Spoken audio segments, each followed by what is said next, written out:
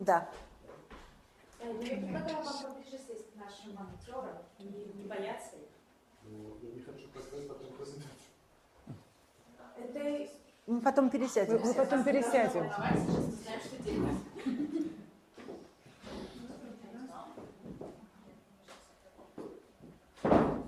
Yes, so there are plenty of seats. You can take this one, that one, that one, all of them. There's only one seat which is reserved. So feel free.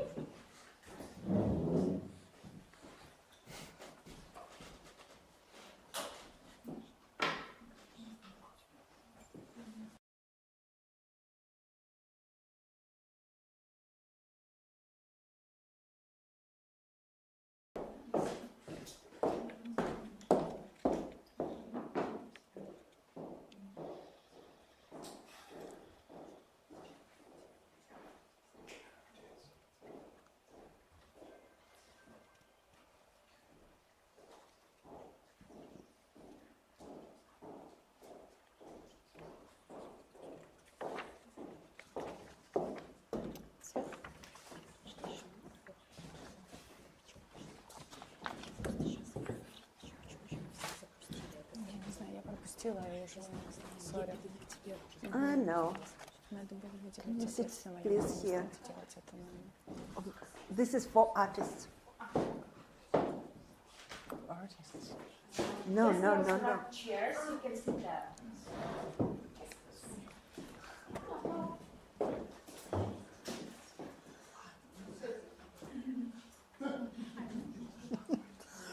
What's wrong with chairs?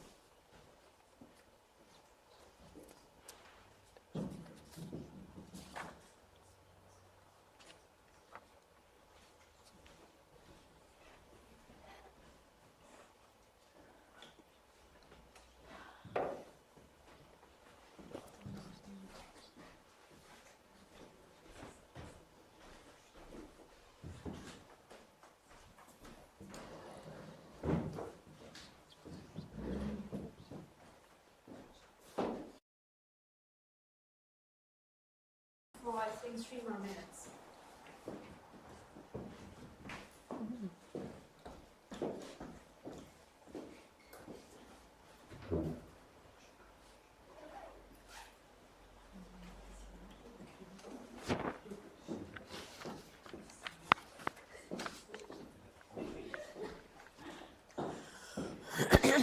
Можешь ли, пожалуйста, включить сейчас звук на своем телефоне? Да.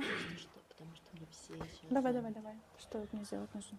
Открыть наш чат Вена. Тут есть какие-то мои ссылки. Ссылка на текст. Давай так сделаем.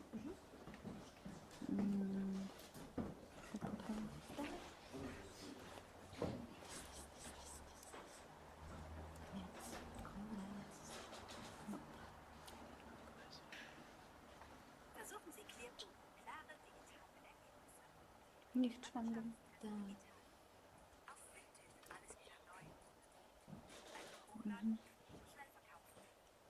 Так, что мы с этим делаем?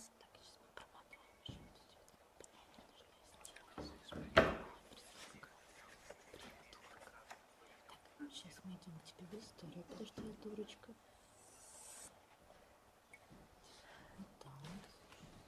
Делаем громко. Сколько это?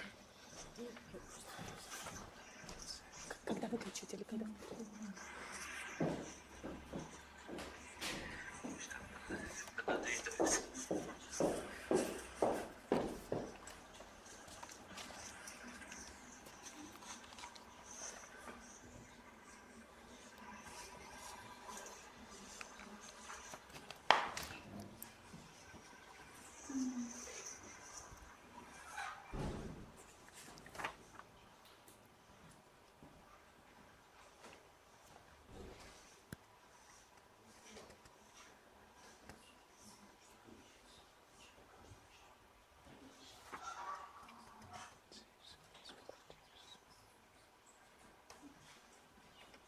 Выключаем?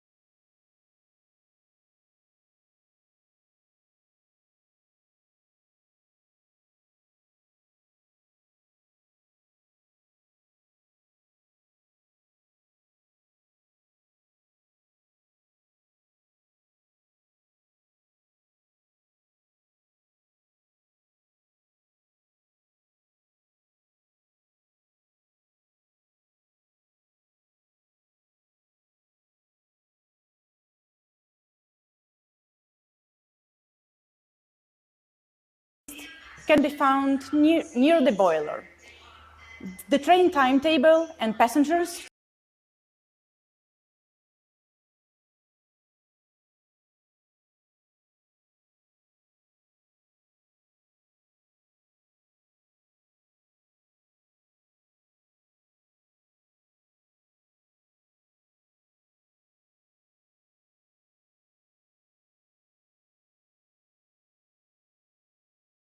the Help and Win lottery tickets, a charitable project of Russian railways, raising funds to support orphans across the country. Would you like to buy a ticket? No, no, thank you. Thank you.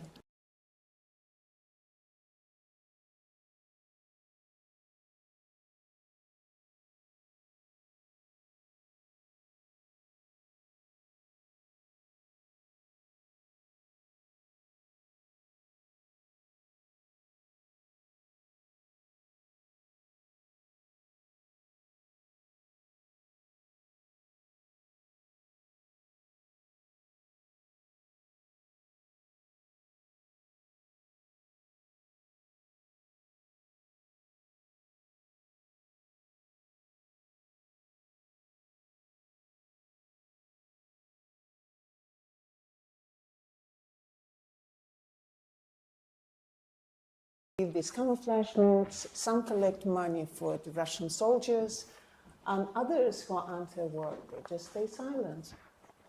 And your son? Well, son, you know, the next day at work, they told him, you spoke about wrong things with these girls. maybe we shouldn't renew your contract. And he said, well, I have a permanent contract. And they said, well, maybe we just have to fire you outright.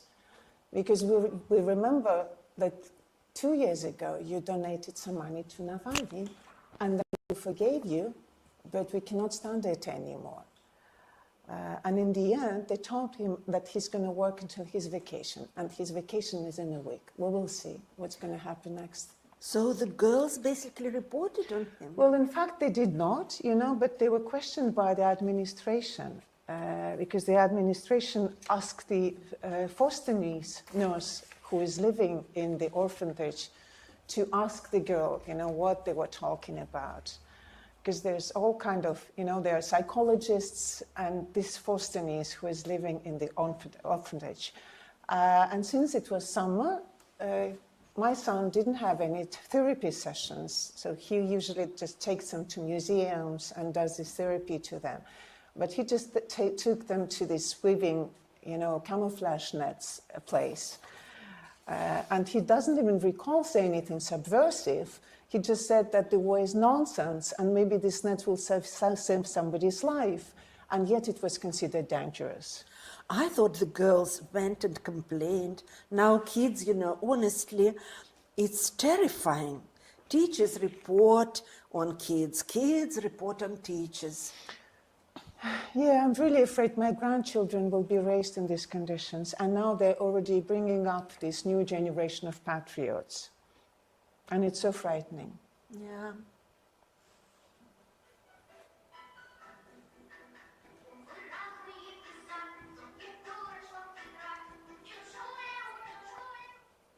Tea, coffee, ice cream, sweets.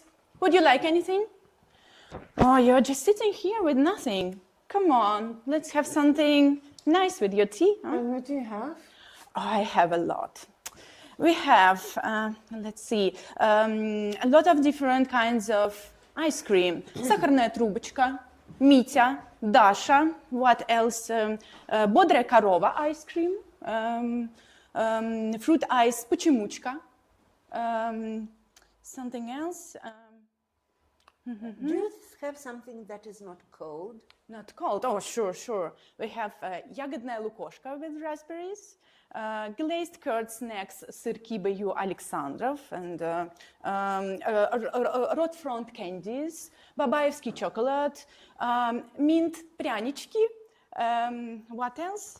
Let me see. And do you have sunflower seeds? Flower seeds, of course. Sunflower seeds. Семечки от Мартина.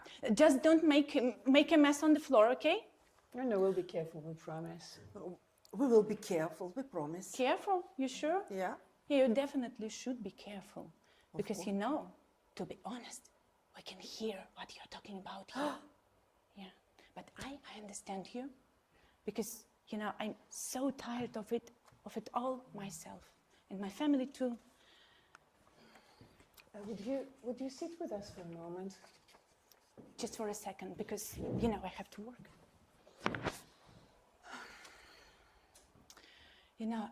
I'm from Ukraine myself, and my family lives there. My niece lives there, my sister lives there, and my mother passed away there, and my closest friend too. And so when I'm not here, not at work, I'm constantly on the phone, and every day I have this phone line with Kremenchuk, with Dnipro, with Kiev, and the people in the rear, they've suffered so much from the war, so much that they've gone down from it, and they can't see any future. There is no spirit left, no will to fight. And actually, and everyone hides their voice, if they can, of course. So even, they say it's good if a relative come back wounded. Oh, God. Just, at least he won't be taken back to the front. And, I ask them, you are getting humanitarian aid, aren't you? Not weapons, but at least something to help those living in the rear to survive. And they say, no, this never reaches them. So everything is redistributed somewhere else. So, yeah. The conditions are unbearable, absolutely unbearable, pure survival and exhaustion. And no, I don't know. I should not have probably say anything here. So sorry for that. I have to go. My ice cream is melting. Yes, Yeah.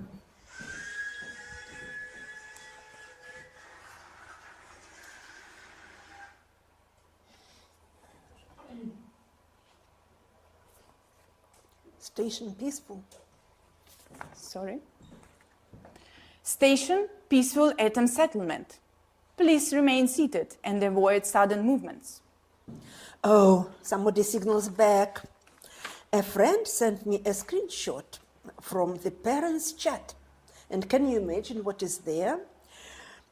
Here, what they are collecting to the front. 5 boxes of copy paper, 1 used laptop, a printer with Wi-Fi, binding spirals, red folders, officers' rulers, 3 packs of blue pens, nails, screws, 1 pack of glue sticks. Well, it sounds more like a stationery shop list, you know. Yeah, the state can supply our boys with nails and glue sticks. That's funny. Yeah, but they can always force the parents buy it, you know, because forcing is our national sport. Yeah, definitely. By the way, bookshops have gone underground. Do you know that? I went to one in Leginsky. It was academic kniga. Yeah, and one woman who knows me, I asked her, so how is your business? She says, we don't display books anymore, but we can still order. They just ordered Sorokin, a new one. But now, she says, it's too risky, too dangerous an author. And they even got ranking system. For an agent is kind of acceptable. Bykov, risky. Akunin, top danger level. Because Akunin was arrested in absentia. That phrase, I can't get it out of my head. Arrested means taken to the custody. So how can you be arrested in absentia? Yet it was announced everywhere 125 times. Yes, and did you see Kasparov's recent post on Facebook? You did not. Well, let me read it to you. I hope no one still believes Russia has a civil society. Under fascism, the most extreme form of a totalitarian state, civil society, of course, cannot exist.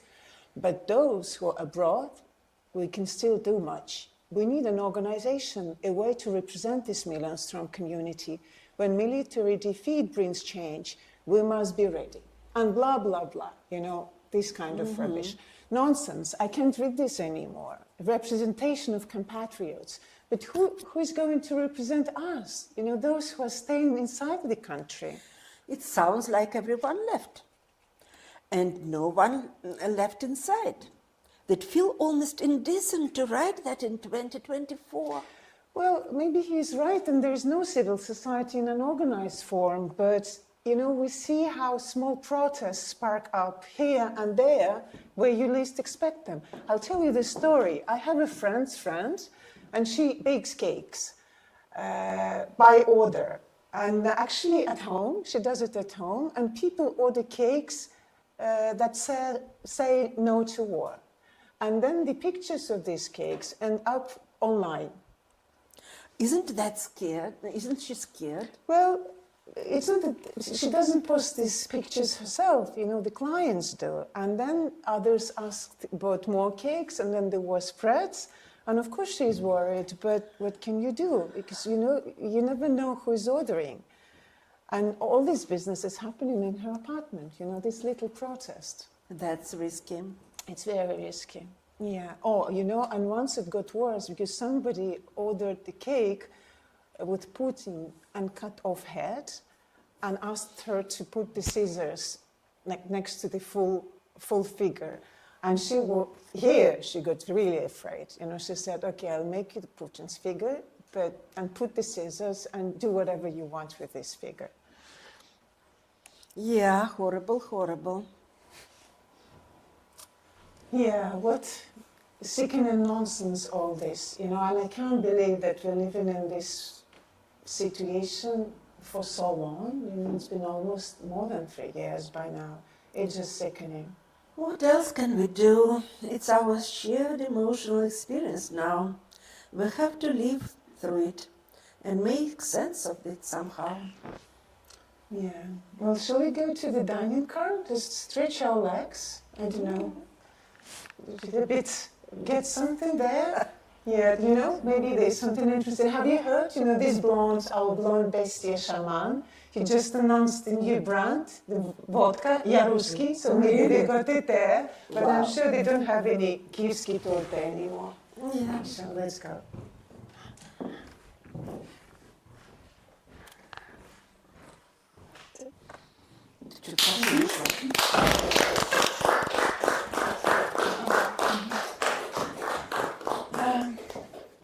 Good evening. You just listened to an excerpt from the play A Trip from Russia to Russia that was created in 2024, and the first reading of this play took place in Berlin last December. So here is a very short video fragment that illustrates how it was in Berlin, so you can have a look at the wall, and I will say something on the background. So in Berlin, we had a 3-hour event, and the participants were riding the S-Bahn, a Circle line, and listening to the play's text with their headphones. This is how it was technically organized. And regarding the content, as you just seen from this little piece that we presented, the characters of the play ride a Russian train and discuss all that concerns the everyday life in contemporary Russia in times of war. Today, we were only able to show a little piece, but we tried to create an atmosphere that would recall the initial reading in Berlin, in S-Bahn. In the text of this play was created through work with materials called a collective diary. And later, my colleague Maria will tell you more about these materials, about how this diary was produced. But I just will shortly say that it was created by researchers who live in Russia or frequently visit Russia. And it reflects small and large changes in the everyday life that probably the journalist wouldn't write about, but that are quite visible and that constitute the new circumstances to which the people in Russia should adopt itself, should coexist with and resist to the extent they can. And it was important for the participants of the project to use these materials not just for academic purposes, or for writing academic papers or essays, but also to create another kind of experience that would immerse immerse participants in the familiar atmosphere of a train, and simultaneously give them a sense of the tension, of fear, of powerlessness that accompany the main characters and many people who live in Russia today. In Berlin, the performance participants listened to the play, and then they took part in a discussion that was organized in a room. And the play opened the opportunity to talk with those who left Russia many years ago, about the changes that happened in the country, about the imaginaries that these people have about the current life in Russia, the country left behind, about stereotypes and even some kind of exotization of the experience of anti-war Russians. And I think it was a very wonderful and emotional discussion, and people shared a lot. And as far as I understood this discussion, the participants noted that such a documentary play format that brought them to the everyday Russian life was quite interesting and opened up the door to reflection and even to some kind of empathy. And now I invite my colleague to tell you more about the diary and the materials that this piece was based on. So you saw fragments of the artwork. But if you look at our diary, the diary of sociologists, it's very different because it's have other purpose. We record everyday life every week, and every week it is kind of almost an hour or an hour and a half of recording, and it is maybe for more for future generations. Maybe there will be archives, and all our pages, like thousands of them already, will be studied by those who just come next generation or after regime change. So, and Russia is changing very fast, actually. What you saw here just now was recorded more than a year ago. But now there's very different diaries. And of course, it would be great if we can show them as well, but it's not our purpose today. Okay. So that was the end of the creative part, and now we're going to have an academic part, for which we need to face our screen. So we have to actually move the chairs, yeah, you have to make it closer, so like make yourself comfortable. And then probably I've asked you to move back. Oh my God. It's better because nice.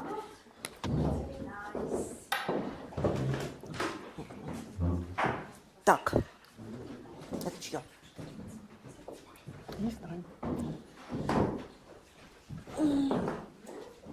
Whose phone is this? Mine.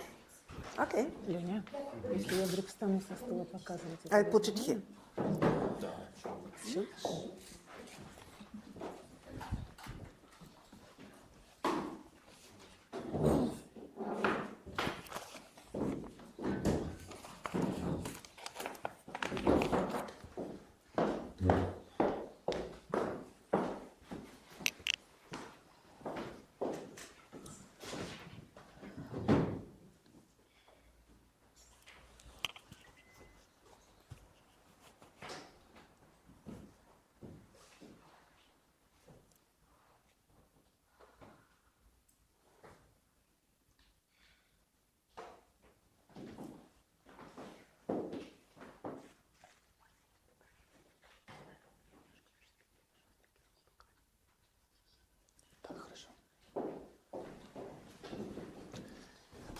Dear guests, I'm Vladimir Metelkin, historian and journalist. I'm going to lead a discussion that will happen just after the presentations of our social researchers. And we have quite a unique opportunity to build bridges between situation inside Russia and here. Now it's the floor for Marie Tysichnuk, University of Eastern Finland. Yes? Yeah, I will be happy to talk with you today and retell about our work and about the work of our colleagues. Together with my colleagues, we published a special issue of the Russian Analytical Digest. It is entitled Tidal Waves of War, How Russian War on Ukraine is Affecting Lives, Borders and Mobility. And today, I will retell only about my part, and Lena will retell about her part. But our colleagues wrote a lot about their observations in St. Petersburg. Some of them use other names, but it's about what they saw in St. Petersburg, about invisible conflicts, about migrants, about different things that they observed. I actually wrote for general public several essays in several times, and my talk will be kind of a summary of all of them, but very brief, but it will go also beyond these essays, because you actually can just read the essays. They are published and they are open access. So I will talk a little bit about those people who migrated from Russia to Europe, who migrated from Russia to Balkan States, and then about changes in environmental movement in Russia right now. And I will go beyond the published essays, retelling about one case study which I just studied and would like to familiarize you with that. So, Russian environmental movement now is very fragmented because so many people went on exile. And the transnational networks in which professional environmental NGOs were engaged are now broken, and some of them are, NGOs are functioning, but very much underground, and in a very different way. Lots of environmental activists went to exile. There is no like big NGOs or any NGOs which altogether go in exile, but many, many environmental activists. And their life worlds in exile are very different. Those who were international experts, they are just, some of them have a good life, they are fine, they are integrated in the host society, they are working international, they are producing new projects, and some of them write reports about what is going in Russia. Those who were in grassroots are more kind of place-based. They were doing things on the ground. So for them, immigration was very different, but they kind of found the projects on the ground in the host countries. And they are also very active. No, of course, there is some bias in my selection because I was talking with those who would like to talk with me and using snowballing technique. And there are many, many people whom I couldn't reach probably. So I reached those who were more successful than others, I would guess. So people...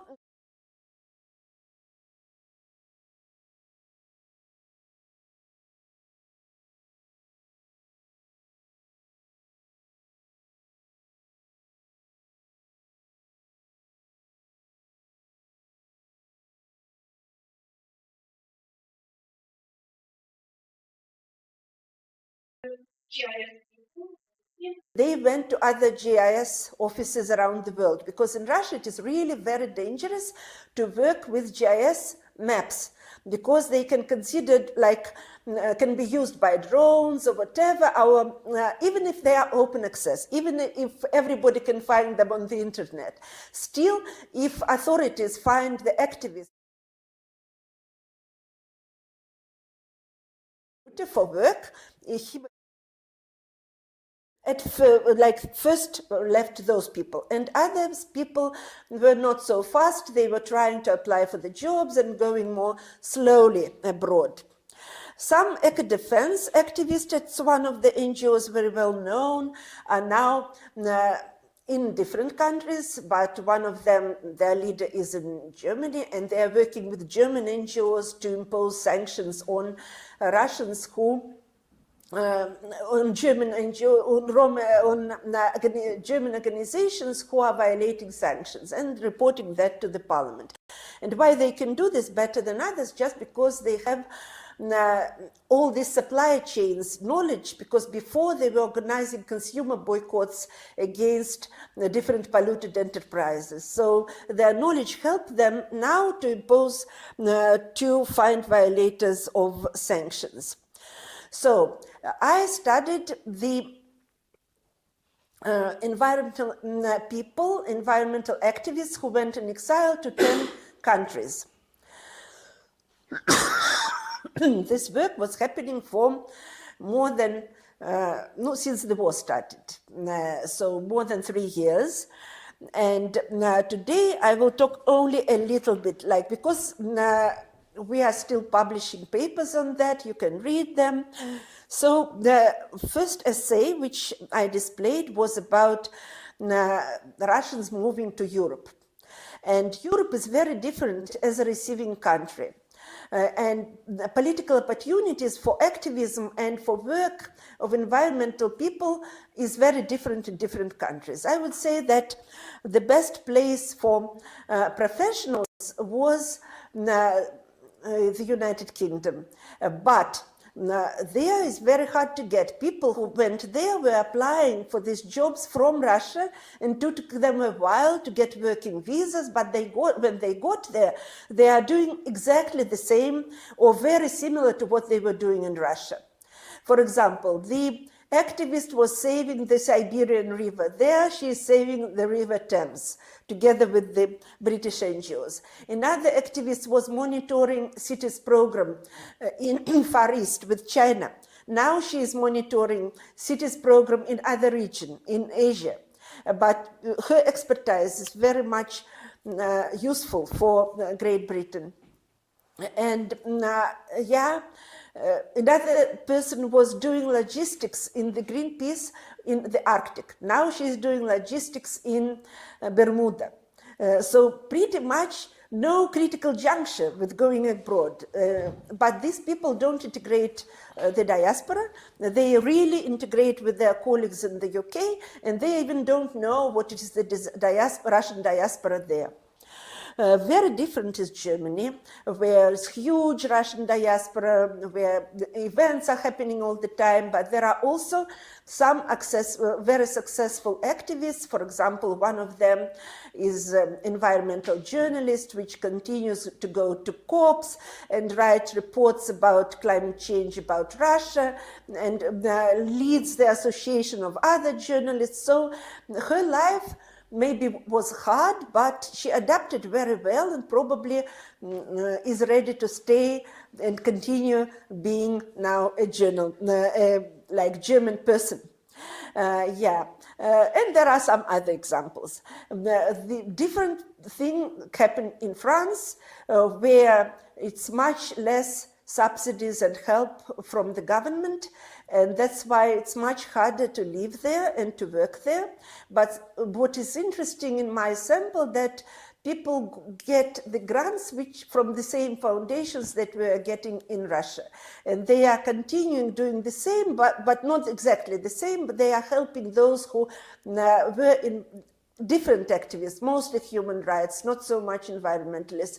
They are helping them to get to France and get their humanitarian visas, which is in France pretty easy, but much less benefits. In Finland, there was a wave of different people involving environmentalists as well, and they really would like to stay there. They, from the start learning Finnish, start integrating with the society, but they also keep an eye on the Russian diaspora there.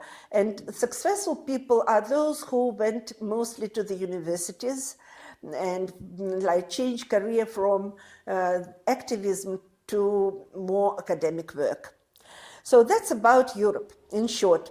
In Balkans, I studied very different things. I looked at people who were living in eco-villages or have experience in eco-villages. And this was kind of my selection from Russia to Balkans, and I was looking how they are living there.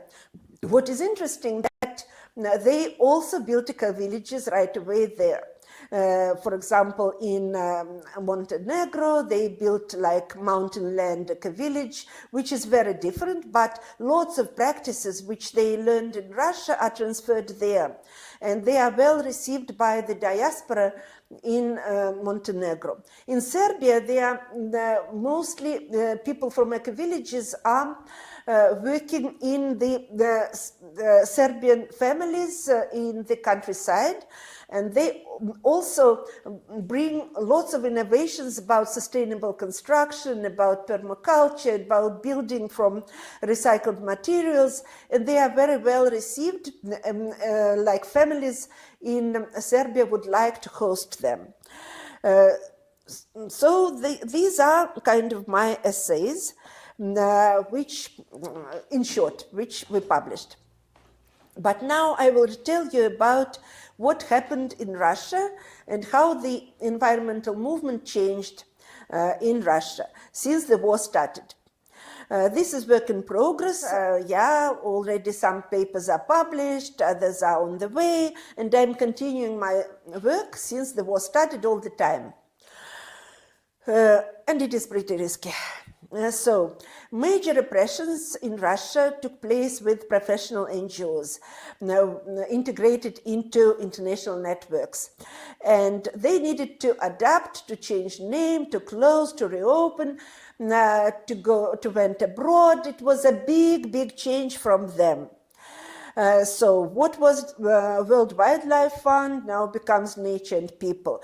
What was Greenpeace become Earth Concerns Everyone. But what is interesting, these activists from these organizations, everybody knows, and they are still, and they still kind of come to the councils and talk about the issues, and they still influence the government. And governmental officials very well knows that they are from undesirable organizations, because both WWF and Greenpeace were listed as undesirable, which is not possible to kind of even have contact with them, but they are needed. And that's why the government is using them, and so it goes.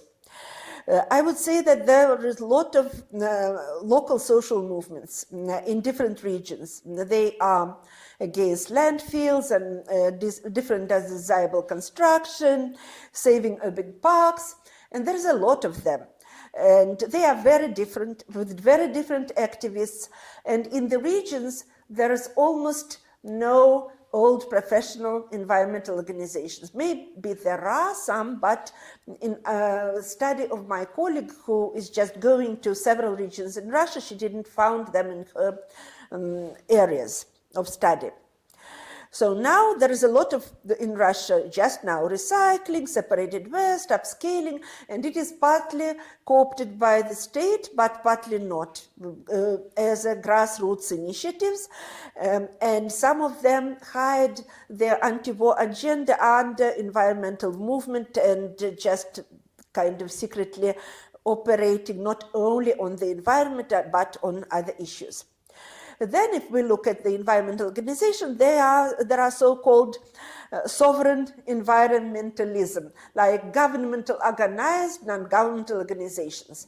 There's the term governmental organized, non-governmental organizations emerged in China, but now is used in Russia a lot, mostly by academic community.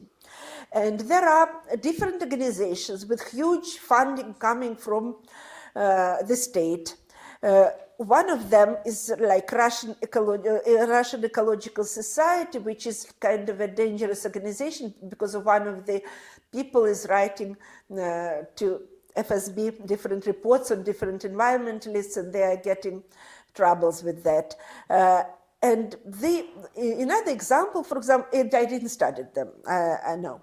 And another one is Ecosystem, for example. It is a youth organization which is established by the state all over Russia, and they get youth from all over.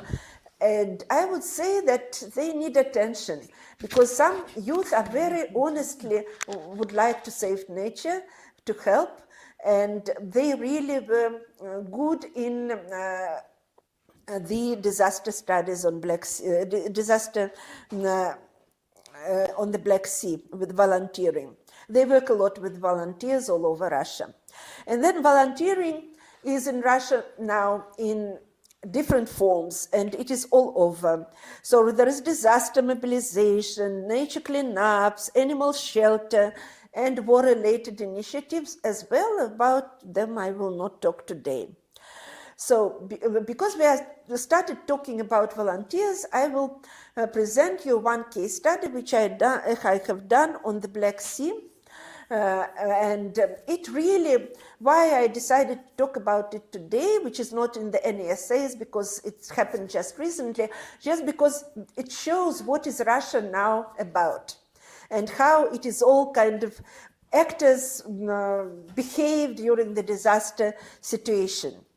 So maybe you heard, of course, about that, but I just remind you that it was a Mazut disaster, which happened in December in 2024. And it was a severe storm on the Kerch Strait. And two very old tankers, Volganevs, they just broke down apart, and lots of tons of mazut, like hard oil, was spreading into the Black Sea.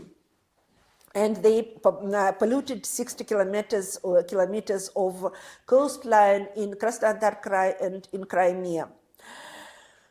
Yeah, it was all over, and they were dying mazut-soaked birds and dolphins, and it was really very touchy for Russians, because Black Sea is the place where, starting from the childhood, they were going for vacations, and they just love the Black Sea. But volunteers from all over Russia responded, and they responded very fast. It was a huge wave of volunteer mobilization. And thousands of people traveled from across Russia there. They were mobilizing through the social networks mostly, and they were very much people who went because of their heart calling there.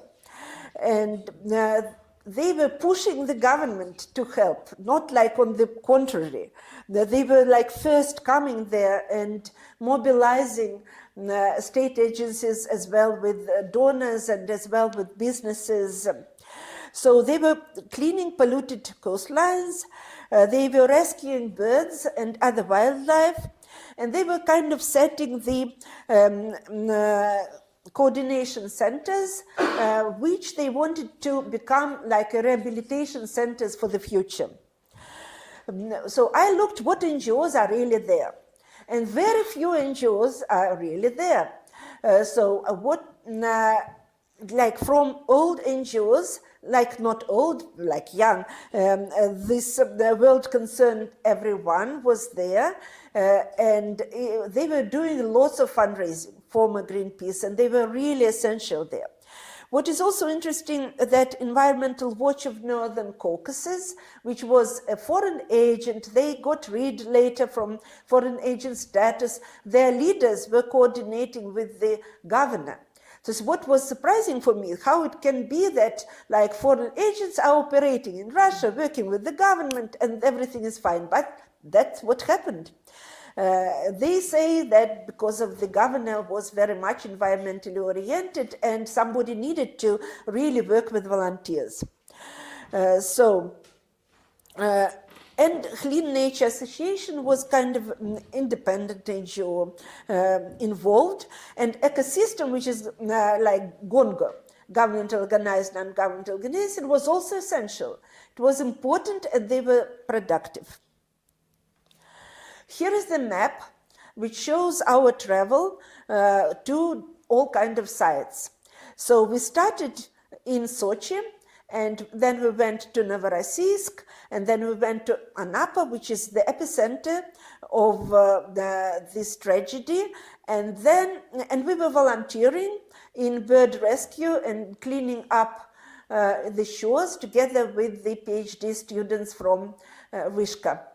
From St. Petersburg University.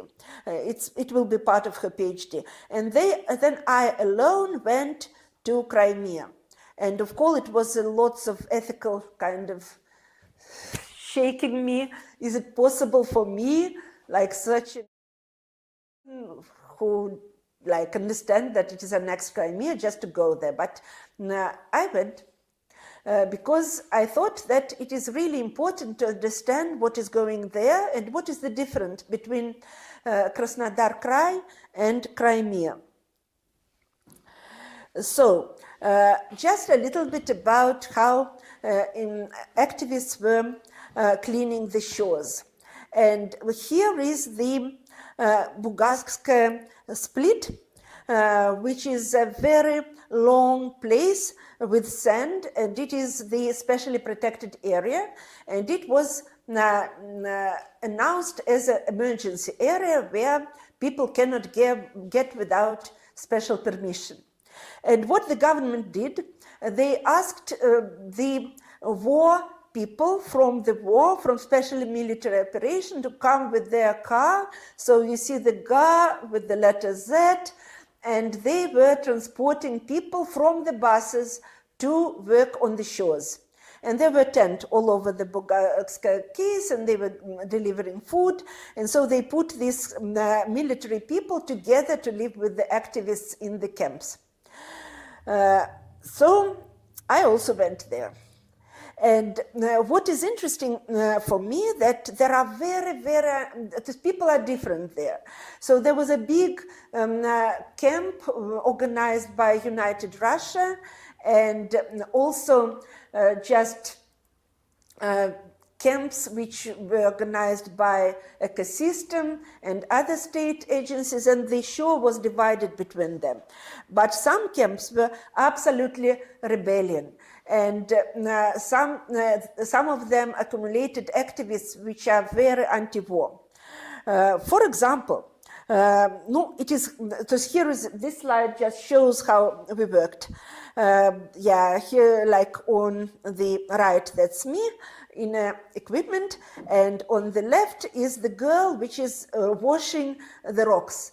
And it is really hard work because with sand it is easier to just put it through nets and leave the sand on the shore and just to take mazout out. But the rocks, to clean them and dissolve, is very difficult. And here you see some tattoo and some installation which is done by activists from the hub, anti-war hub. So I don't know, did you recognize Antifa, which is organization which is a terrorist organization, acceded in Russia as a terrorist organization, not allowed, of course, banned, but they organized its kind of on mazout action, and made a tattoo and put it all over on their camps.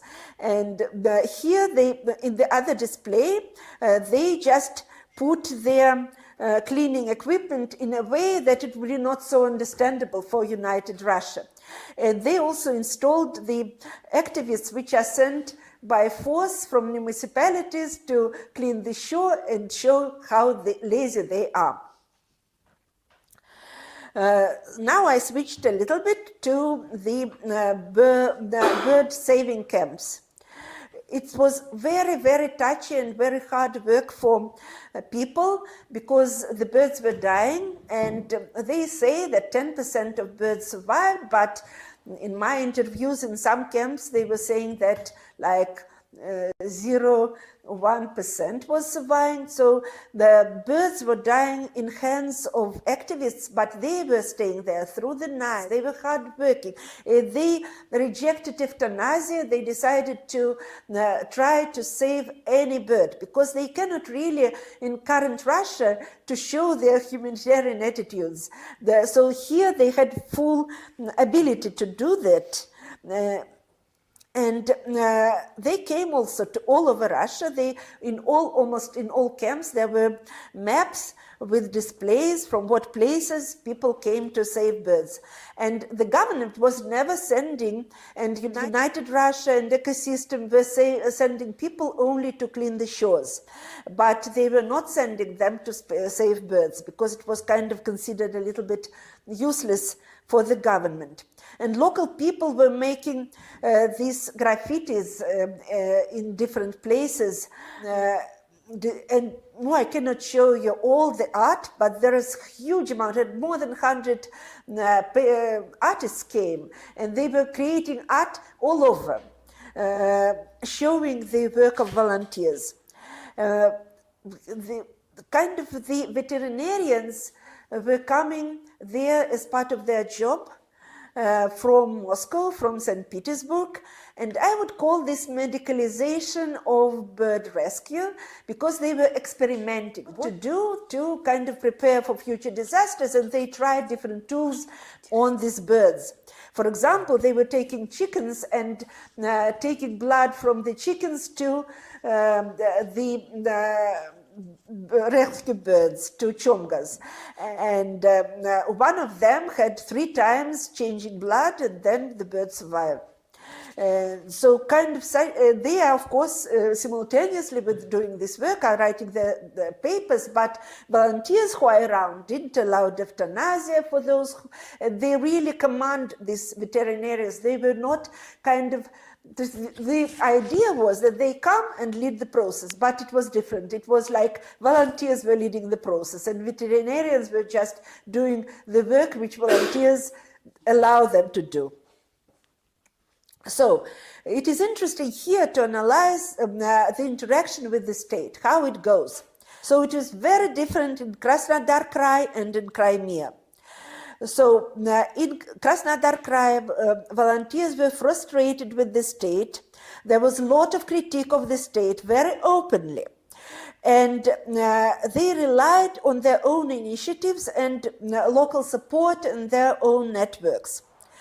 And there was lots of grassroots efforts which were pushing the state very hard, that they have to take bags with mazout. They had to announce federal emergency. It was all pushed by volunteers and even from abroad, from those people who are in exile in the United States and who are experts on the such disasters on Sakhalin Islands. They were also helping to frame the issues. And the MRCOM, which is like MCS, they entered only after the cleanup by volunteers started. So they were pretty late and pretty bureaucratic. But Gongos and United Russia, they were mobilizing large groups, taking there like to the house of rest, like collecting the bus, bringing there, putting them to the special hotel, providing food, and then after 10 days going back. But they were very important also to clean the shores. Some of them lazy, but absolutely not all of them, because they were recruiting these people who really voluntarily want to go and help. In Crimea, it was very different situation. It was much more risky for me to do research there. I got troubles there. But what I discovered, I still did my interviews finally. And everything there is controlled by the administrations and by Gongos. So ecosystem work together with the state. Everything is provided by the state. It was working like that, no independent NGOs, and volunteers also were coming from all over Russia, but they was putting them in the rehabilitation center, which was in the zoo apart, but local people were helping with the bird saving in the places. And also very different people. For example, the guy who was leading the hub in Kerch actually was also sent from the war. And he continued to do his work, his job at the special military operation, trying to find in Crimea those who are against the war and to report on them. At the same time, he's a chair of the hub, helping the birds. And he was doing his job very well in helping birds. Everything was well coordinated, volunteers in place, card provided. So I would say that with saving birds, he was really good. So such things also happen in Russia today. So to conclude, I'm showing you the last slide. So Russia, of course, is very restricted civic space, and it is wartime. And the anti-war activism is repressed, and NGOs are curtailed, and surveillance is intensified every year. But there was kind of exceptional opening of political opportunities when huge disaster happened. So environmental disaster was framed by the state as humanitarian and technical, like rescuing birds, cleaning beaches. It's not political, despite very political people went there, and they were really showing their political attitudes, and they were talking pretty openly, and they were not arrested. Only those got real trouble who were trying to investigate the chemicals in the mazout. That was top secret for the state. So we see here the temporary opening of the window of opportunities, without labeling volunteers as opposition, and very fragile balance ambivalent, reversible, state-dependent, but it gives kind of hope to me if we see such a huge grassroots mobilization when disaster happens. Maybe there is a kind of hope in civil society in Russia and its development. Thank you for your attention. Thank you, Maria. There's a part of Yelena Pamphilova.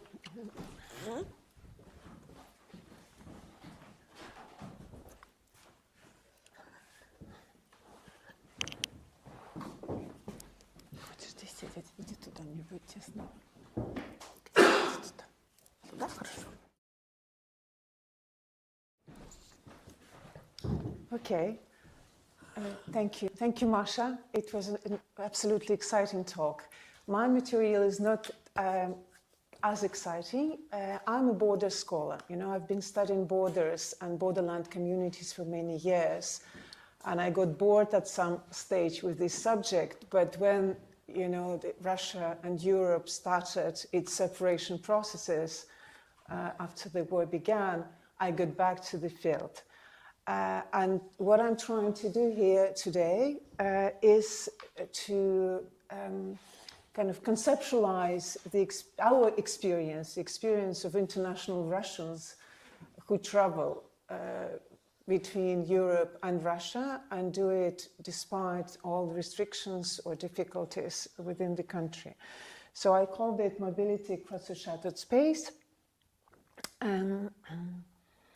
Yeah, so the focus of my talk today is contemporary policies and practices of border and separation between Russia, and I will kind of summarize the sanctions towards international mobility of individuals, and I will be looking predominantly on the borderlands as areas which are most affected by this barrier-type bordering and mobility disruption. Okay, and I'm going to have identify two perspectives on the EU-Russian borderlands. The first one is kind of zooming in, because I looked at the borderlands as regions with their own pace and mode of living, and I kind of observed their transition from barriers to bridges. In the 90s, I observed it when I was a student. This is when I started, you know, going to the field. And now I look at the borderlands and their transition from bridges to barriers after the beginning of the Russian-Ukrainian operation. And then another perspective is zooming out, because from this perspective, borderlands have become extremely important as the sites of great transit. And they have acquired a really new role in this European-Russian kind of shattered space as transition routes between Europe and Russia. And this is the map that we've created. And you see here the land borders, territorial borders between European Union and Russia, where all, you know, this mobility is now taking place or not, because the Russian-Finnish border was closed, as you know. But just to remember, to give us some nostalgic memories about good old times, when EU and Russia were closely connected, and there was no question whether Russia was a part of Europe or not, you know, because clearly Russia was a part of Europe, and it was like that for 30 years. There were regular flights from capital cities. There was also regular bus and train connection with Europe by land, and the kind of climatic point of this interconnectedness was the fast electro train that was running between Finland and Russia. And the train was so important that even like both presidents, Vladimir Putin and Tarja Halonen, the president of Finland at the time, actually took the inaugural ride on this train. So that was clearly kind of the climatic point of the Russian-Finnish partnership. And then the train stopped running during the COVID pandemic, and then it started running again. And the last ride took place in March 2022. because actually European governments addressed the VR, the Finnish railway service, not to stop the train so that all, international workers were able to leave the country. And now Allegro train no longer exists, like physically. It was, utilized as far as I know.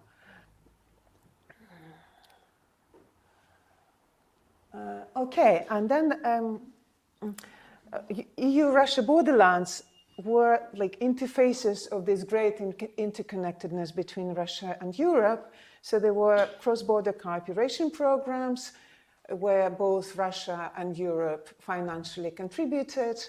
A lot of infrastructural objects were built on the borderlands between Russia and EU, and many small-scale projects were realized.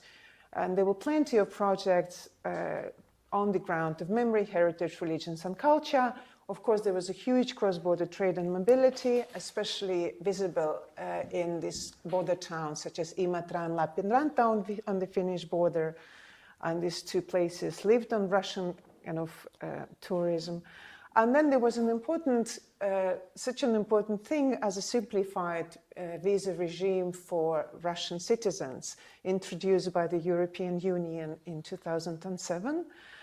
And of course, especially the residents of the Russian Northwest took the privilege of this simplified border visa regime. People could get Finnish visas like easily and enjoy them. So this is just the timeline of the steps towards strict bordering between Russia and EU that took place after the full-scale invasion began. Many of you, I'm sure, know about all this. This is just to show you, the timeline, what was happening, because we kind of keep on forgetting these things already. The ban on flights, suspension of simplified visa regime. Then the Baltic states and Poland and Finland introduced the ban on entry of Russian citizens with Schengen visas. Then the ban on entry for cars with Russian license plates. Then the Finnish-Russian border was temporarily closed in November 2023. Then it was reopened for a day, and then it got closed again. And it remains closed, which was absolutely unimaginable, of course, 5 years ago, or like even before, even when the COVID began, we couldn't imagine that the border would stay closed for such a long time. And then the Narva and Vanguard border crossing point was also closed, but I will talk about it a bit later. And the most recent measures that the Baltic states introduced was the ban for the holders of 5-year non-biometric passports. They can no longer cross from Russia to Estonia. Then Latvia also restricted border crossing for pedestrians only to motor vehicles. And quite recently in September, Latvia introduced an additional procedure. People who want to cross to Latvia, the holders of third countries' passports, including Russia and Belarus, should inform and get the permission in advance to enter this country. So we see, how this kind of bordering infrastructure is being developed and new measures are being introduced. And of course, for a border scholar, it represents a very interesting case. But for an international Russian citizens, it's a very dramatic development. And all these developments are explained by security reasons, because individual Russians, no longer, they all are automatically seen as security threats. So there's no kind of, the presumption of a security threat, which is kind of distributed towards individual bodies representing the country. So this is how it looks these days.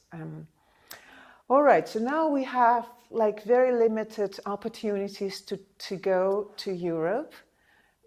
Of course, besides flying via Istanbul or Tbilisi or Yerevan or the Emirates and some other exotic places.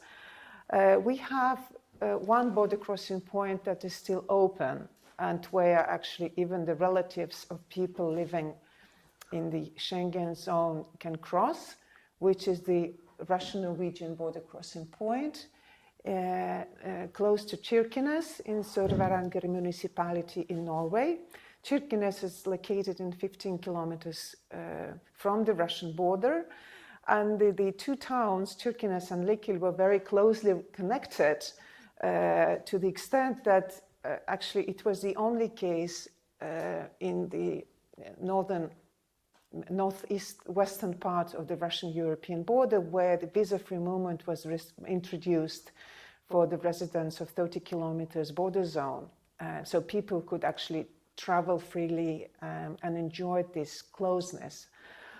So now this is one of the border crossing points that are still operating, and people use it in the conditions of the closure of the Russian-Finnish border. People from Finland close there. Well, of course, the most remarkable example of this restricting measures is the closure of the Russian-Finnish border, which is that long, as you see. And this closure hit the Russian speaking or community living in Finland. You can see the figures. It's a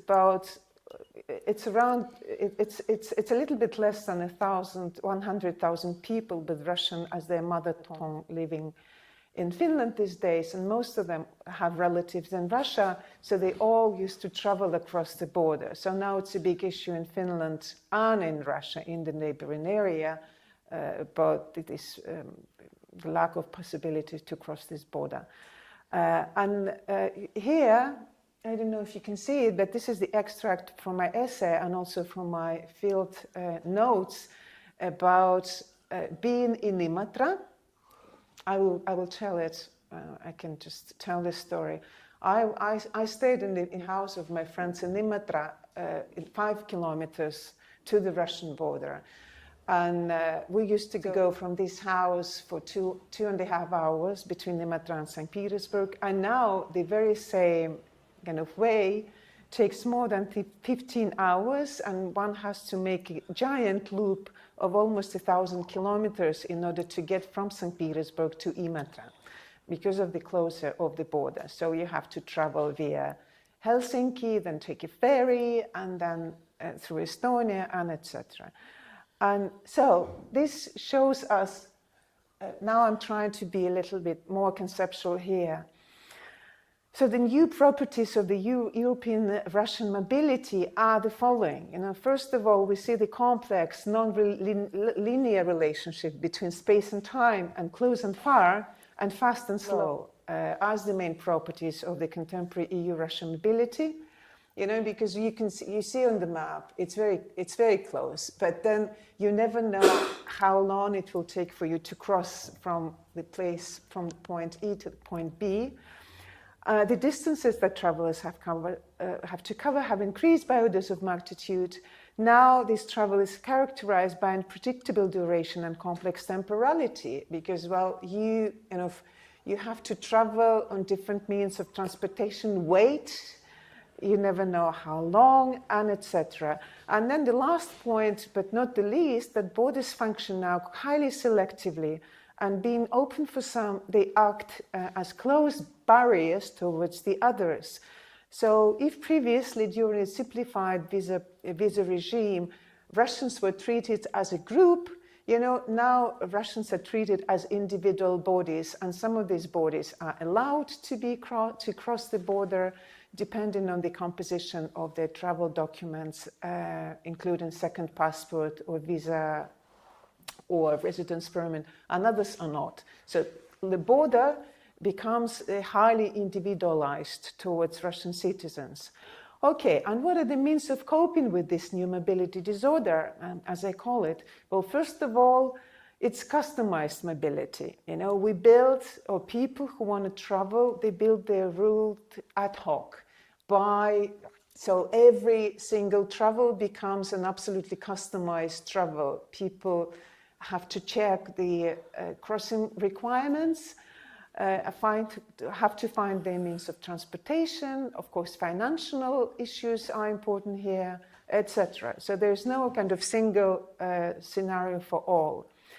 Then there are many grassroots initiatives that have emerged and that help to cope with this absolutely kind of shattered mobility, such as digital mobility infrastructure, Facebook groups, and multiple Telegram channels that help people build these routes, find the right spot for crossing the border, and give other advice on travel and border crossing. And these are very important. So if we remember, good old pre-war times, well, we had travel agencies, everything was working everything was working. And now, instead of all these things, we have Facebook groups and Telegram channels that help those who want to travel build their passage from Russia and Europe and back. And then another phenomenon that emerged in Finland, for example, is social movements that are asking for restoration of cross-border mobility, and people throw protests and new associations, and they go out to bring attention to the problem of the closed Russian-Finnish border. Oops. Okay. Yes, and this is one of the probably brightest examples of these new products of mobility infrastructure. This is a very popular Facebook group. It's called the Border Narva and Ivangorod. You see the two beautiful fortresses. This is a very famous border crossing point and famous in the border study circle border landscape of two fortresses forcing each other, representing confrontation, but also representing unity in different times of their history. This Facebook group has now about 100,000 participants, and I would say that this is the main group that informs the people what's happening in this very important border crossing point in Narva-Ivangorod, which is the bottleneck from Europe to Russia. One of the few that is functioning. Narva and Ivangorod, as you can see, it's like two very closely, like two cities located together, and they used to form one urban body. But when Estonia regained its independence in 1991, well, the two towns were separated by the state border. But nonetheless, of course, well, the two towns still have a lot in common. And first of all, people's connections, because, well, relatives live on one side of the border and on another side. So people cross on their daily basis. And this, yeah. And now it's a famous queue in Narva. This queue standing in this queue will take about, I would say, 8 hours to get to the border crossing point. And that's the place where many European Russians find themselves these days, standing in this queue. And I'm looking at this queue as an anthropologist, so I'm trying to give a thick description of this border queue as a socio-spatial phenomena, generated by this new border regime. And it became a bottleneck starting from February 2022, when the border changed from a traffic mode to the pedestrian mode, because the Russian side closed its automobile border crossing point, and the Estonian side, in response, reduced its working hours from 7 to 11. So many people who cannot cross the border by 11 o'clock at night, they get stuck on the Estonian side. So there are many interesting things that are happening around this queue. And there's a number of Facebook group and Telegram channels that give advice on what to bring, you know, how to dress properly for this queue. There's also an entire informal infrastructure that, let's say, offers places in this queue for little money and things like that. Well, there's several webcams that, with the help of which, well, people can observe the queue and actually trying to predict how much time it will take for them, and designated Facebook groups and Telegram channels.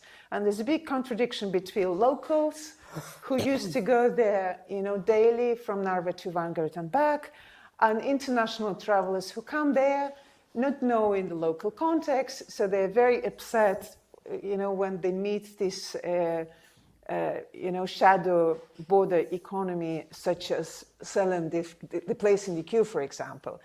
They don't understand why it's happening, because this is like social injustice, but for the locals, it's one of these few informal kind of shadow means of earning some money, because Narva actually is in a rather poor, Narva has a very high unemployment rate, and so for the locals, it's everything can be a kind of a good resource of additional income. And these are just some numbers, how many people, you know, are affected by this border crossing point becoming a bottleneck. It's about 300,000 ethnic Russians living in Estonia, and they have relatives on the Russian side. And then in Narva, there are about 80,000 residents. In Vanguard, it's about 10,000 inhabitants. And these are the people who used to use this border in their daily life. Not all of them, of course, but a remarkable number of people who need to cross this border. So, yes. And another interesting thing about this place, if we kind of step a little bit aside from this cross-border movement, is that since February 2022, this landscape has become a site of display of kind of, I would say, outspoken militarist discourses, or like political positions from the both sides. First of all, the first interesting example, an important example, is that Narva used to have many monuments to the Second World War. And for all these years, since Estonia regained its independence, it was a pain in the neck for Estonia. You know, they wanted to remove these monuments, but couldn't do it. Well, it was just too risky. If you remember, there was an episode in 2007 with the bronze soldier in Tallinn, which caused a lot of turmoil in Tallinn. So it was kind of a very dangerous issue.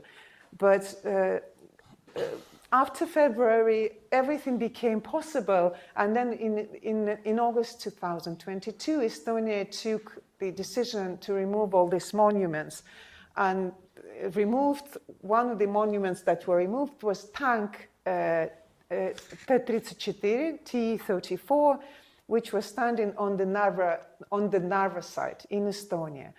But as soon as the tank was removed, like shortly after, I think a month after that, the Russian side re-erected the very same tank on the Russian side as a response to this, you know, action of the state of Estonia. By doing that, making this commemorative landscape into the, you know, the theater stage, displaying all this kind of political stance towards the Second World War and the current war as well. And another interesting thing that's been happening there since 2023, on the Victory Day, Russia builds the stage on the Russian side, but the stage is oriented towards the Estonian side. And then Russia stages the concert with Cossacks and all kinds of, you know, kind of Russian music for the residents of Narva. And you see the banner with Putin on the wall of the Narva castle, also facing the Russian side. So this is how the landscape of the river and two fortresses have been used by, states in order to demonstrate their political stances. So this is how the concert looks like on the 9th of May.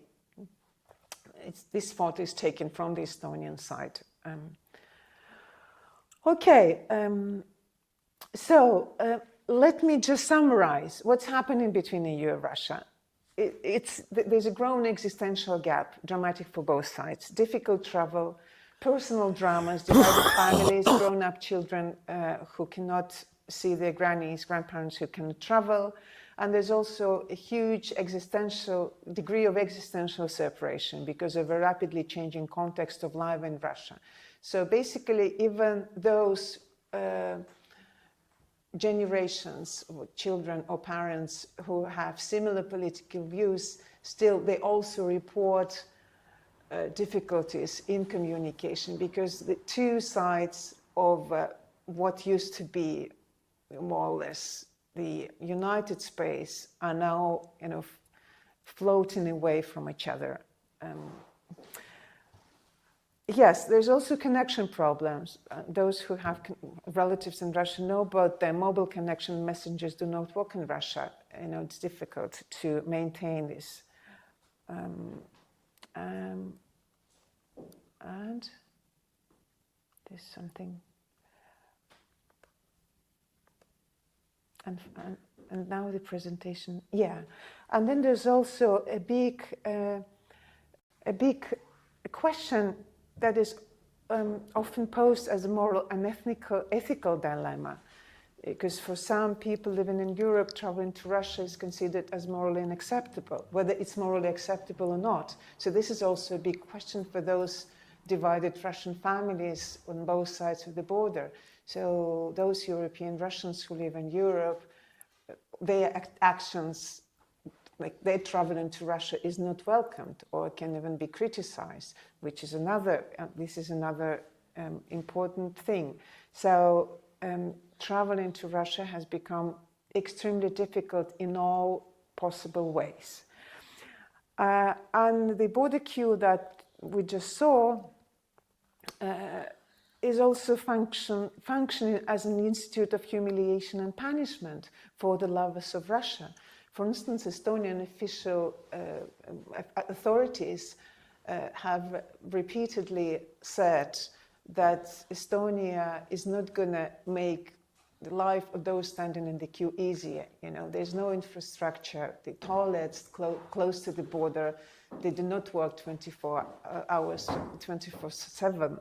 So people who have to stand in the queue, they really experience some, humiliation and punishment. For example, there is a rule that people can actually bring some euros for their personal needs, but there've been episodes when people were taking from the border queue, from the head of the border queue, because they have like five note euro with them. So they were brought by the border guards to the end of the queue. So it's like, because I observed these episodes myself, and what does it tell us about this new attitudes towards traveling Russians from the European side? It just means that both sides give a blind eye to humanitarian issues that this new bordering between Russia and the European Union causes, such as frustrated families or physical hardships of border crossing at the EU-Russian border. And so humanitarian issues are downplayed in favor of securitization of borders by both sides. Yes, so concluding remarks. Borderlands as convivial spaces of everyday life no longer exist. the borders have become the places of outspoken performances of statehood and kind of aggressive performance almost. New EU-Russia mobility is characterized by customized mobility. The border crossing policies have become customized, and the gap is growing in all possible ways, from visa restrictions to moral dilemmas, and etc. And this is very sad. Thank you for your attention.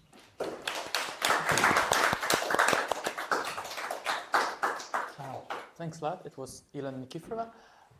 Before we move on, I'd like to say for the people who are watching us online that due to security reasons, we will not be able to keep the translation going. But before the end with the online part, we have one question online, I think, for Maria. Oh. And yeah, I'd like to invite.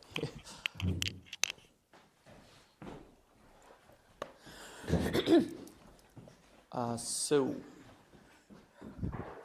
the question is from Maria Sikatskaya. A question for the Q&A. Do you know how many approximately of those activists who emigrated to Germany have successfully integrated? And how many participated in your survey? In Germany, it was a small survey, and I would say that maybe 4 successfully integrated, and others are changing jobs, finding the way, but they kind of trying. Mm-hmm. So, yeah, that's it with the online part. And now, yeah, I'd like to invite Diana.